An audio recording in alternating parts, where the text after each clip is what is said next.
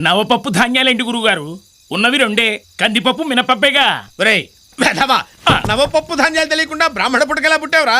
నవపప్పు ధాన్యాలు చెప్తాను, నోట్ చేసుకో. చెప్పండి. హలో, నేను కందిపప్పు. నేను ప్రోటీన్తో నిండి ఉన్నాను. హలో, నేను పెసరపప్పు. ఆరోగ్యాన్ని కాపాడుతాను. హలో, నేను ఎర్రపప్పు. త్వరగా వండిపోతాను.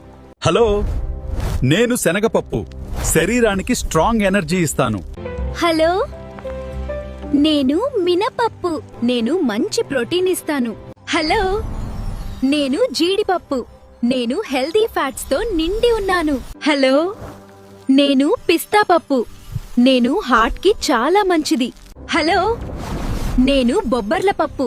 నేను శరీరానికి మంచి ఎనర్జీ ఇస్తాను. హలో, నేను బాదాం పప్పు. నేను మెదడుకు శక్తి ఇస్తాను. 9. ఆ 10వ పప్పును కూడా మీరు తినుంటే గుళ్ళో ప్రధాన పూజారి పదవి నాకు వచ్చుండేది.